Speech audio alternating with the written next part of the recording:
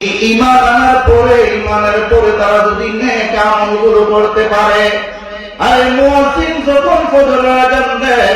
তারা যদি মসজিদের মধ্যে এসে ফজরের নামাজগুলো আদায় করে, মা বোনেরা যারা আছে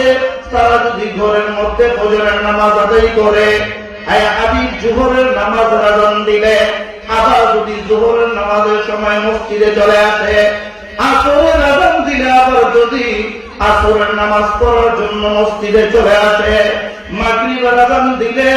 আবার যদি মাগরিব পড়ার জন্য মসজিদে চলে আসে, এশার আযান দিলে আবার যদি এশা পড়ার জন্য মসজিদে আসে, হাবিব আপনি তাদেরকে জানায়া দেন এইভাবে তাদের জিন্দেগিটা যদি আমলে সালেহ দ্বারা সাজায়া দেয়, হাবিব তাদের জিন্দেগিটা যদি নামাজ দিয়ে সাজায়া দেয়, উম্মতের জিন্দেগিটা যদি রোজা দিয়ে সাজায়া দেয়, উম্মতের জিন্দেগি যদি সুন্নাত দিয়ে সাজায়া দেয়, হাবিব আপনি তাদেরকে জানায়া দেন আমি আল্লাহ তাদের জন্য বানিয়ে রেখেছি চিরস্থায়ী শান্তি আর সুখের ঘর, ওই জান্নাত আমি আল্লাহ তাদেরকে দিয়া দিব। ইয়া ইলাহি কুন্না যাতুম কামাল খুতবুল, ইয়া ইলাহি কুন্না যাতুম কামাল খুতবুল, বল সদকা ওয়ায়ে খানদানে সাবিরি ও দুসাহাবা ভালো করিয়া সময় বঙ্গজ মুহাম্মদুর রাসূলুল্লাহ সাল্লাল্লাহু আলাইহি ওয়াসাল্লাম জমিনের মানুষগুলোকে জানায়া দিলেন, জমিনের মানুষ শুনলে আল্লাহ তাআলা জানায়া দিলেন, বান্দা যদি একবার তুমি নামাজ পড়ো, এক ওয়াক্ত নামাজ যদি তুমি আল্লাহর জন্য পড়ো, বান্দা ওই নামাজের মধ্যে যতটা সিজদা তুমি আমার আল্লাহর কুদরতে পায় দাও, ওই সিজদাগুলোর মধ্য থেকে আল্লাহ যদি একটা সিজদা কবুল করে নেন, আরশের মালিক দয়া এবং মায়া করিয়া যদি রব্বে কারীম একটা সিজদা কোন বান্দার কবুল করিয়া নেয়, একটা সিজদা যদি আল্লাহ পছন্দ কইরা নেয়, হাবিব আপনি জানাতেন আমি আল্লাহ যার সিজদাটা পছন্দ করে ওই একটা সিজদার বিনিময়ে আমি আল্লাহ তাআলা ওই বান্দার জিন্দেগীর গুনাহগুলো মাফ করে আমি আল্লাহ তাকে বেগুনাহ মাসুম বানায় দেই। হাবিব শুধু এখানেই শেষ না, এখানেই শেষ না, শুধু এখানেই শেষ না, বরং আপনি তাদেরকে জানায়া দেন দুনিয়ার জমিনের মানুষগুলো তারা সুখ চায়, তারা শান্তি চায়, তারা আরাম চায়, তারা একটু ভালো ভালো খাবারের ব্যবস্থা করতে চায়। হাবিব আপনি জমিনের মানুষগুলোকে জানায়া দেন দুনিয়ার জমিনে যারা আরামে থাকতে চায়, দুনিয়ার জমিনে যারা ঋণ মুক্ত থাকতে চায়, দুনিয়ার জমিনে যারা ভালো ভালো খাবার খেতে চায়, আর দুনিয়ার জমিনে যারা সুখে থাকতে চায়, যারা একটু শান্তিতে বসবাস করতে চায়, হাবিব আপনি তাদেরকে জানায়া দেন যার নামাজ যত ভালো আমি আল্লাহ তার রিজিক দিব তত ভালো। একবার বলেন না সুবহানাল্লাহ।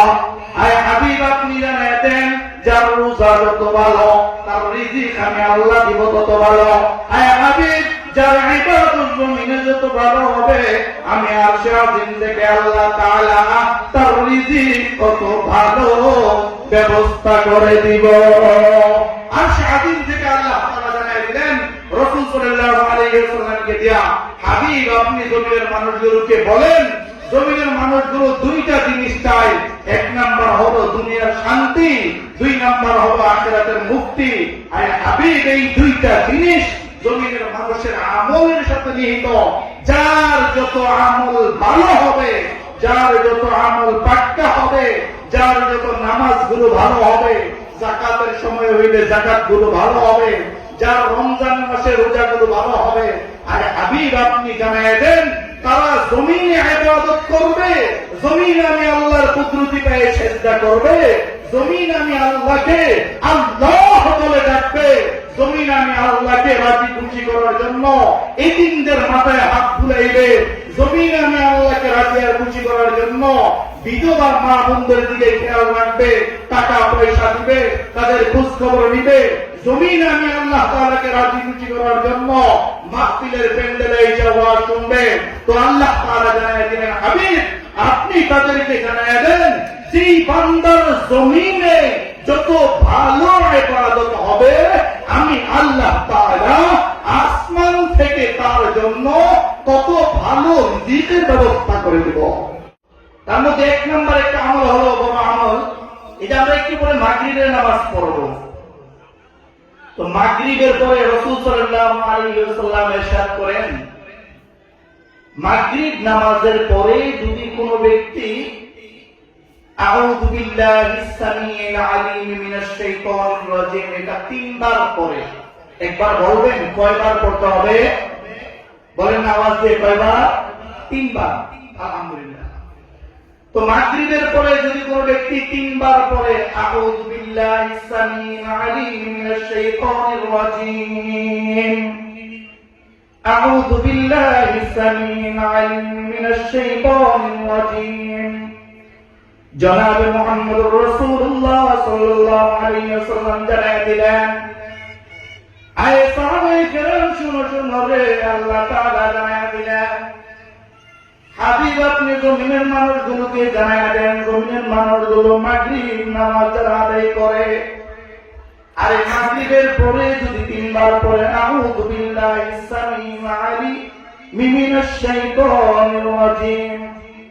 আয় হাবিবে আউযু বিল্লাহিস সামিউল আলিম মিনাশ শাইতানির রাজিমের পরে সূরা হাশরের শেষ 3 আয়াত যদি তারা তেলাওয়াত করে, আশিয়াতিন থেকে আল্লাহ জানায় দিলেন, হাবিব আপনি জমিনের মানুষগুলোকে জানায় দেন, যেই ব্যক্তি মাগরিব এবং ফজরের নামাজের পরে আউযু বিল্লাহিস সামিউল আলিম মিনাশ শাইতানির রাজিম 3 বার পাঠ করবে এবং সূরা হাশরের শেষ 3 আয়াত পড়বে, আয় হাবিব আপনি তাদেরকে জানায় দেন, আমি আল্লাহ আসমান থেকে 70,000 রহমতের ফেরেশতা ওই তেলাওয়াত করনে ওয়ালার জন্য, রহমতের দোয়া পড়ার জন্য আমি আল্লাহ নিযুক্ত করে দেই। ও দুস্থ সাহাবাদের পরে আল্লাহ তাআলা এখানে শেষ করেন, হাবিবকে জানায় দিতেন, হাবিব আপনি আরো জানায় দেন, এই ব্যক্তিটা ফজরের পরে তেলাওয়াত করে যদি ওই ব্যক্তি ওই দিনে মারা যায়, আয় হাবিব যদি মাগরিবের পরে তেলাওয়াত করে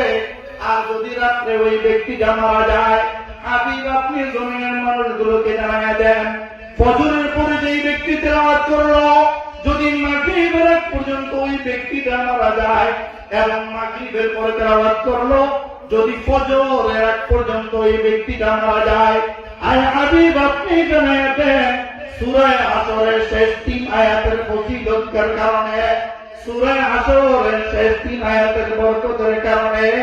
আমি আল্লাহ ওই ব্যক্তিকে শহীদি মরণ দিয়া দেই। শুধু এখানেই শেষ না, এখানেই শেষ না, আল্লাহ তাআলা এরপরে জানায় দিলেন, ওয়া ইম্মা তাফি যালিকাল ইয়াউমি মাতা শাহীদা, হাবিব যেই ব্যক্তিটাকে আমি আল্লাহ তাআলা শহীদি মর্যাদার মৃত্যু দান করি, যেই ব্যক্তির নসিব হয়ে যায় শহীদি মরণ, যেই ব্যক্তিকে আমি আল্লাহ খুশি হয়ে শহীদি মরণ দান করি, ওই ব্যক্তিকে ওই শহীদি মরণের উসিলায় আমি আল্লাহ তার জিন্দেগীর গুনাহগুলো মাফ করে আমি আল্লাহ তার কবরের জিন্দেগীতে শান্তি কইরা দেই। একবার বলেন না সুবহানাল্লাহ। আমি আল্লাহ হাসরের ময়দানে শান্তির ব্যবস্থা করে দিব। আমি আল্লাহ মিজানের পাল্লাটা, নেকের পাল্লাটা আমি আল্লাহ ভারী করায় দিব, আমল নামাটা ডান হাতে দিয়ে দিব। আমি সর্বশেষ আমি আল্লাহ তাআলা ফুলসের একটা বীজের মতো পার করায়া বিনা হিসাবে আমি আল্লাহ ওই আয়াতুল সূরা হাশরের শেষ 3 আয়াত পড়ার কারণে আমি আল্লাহ সর্বশেষ বিনা হিসাবে আমি আল্লাহ জান্নাত দিয়ে দিব।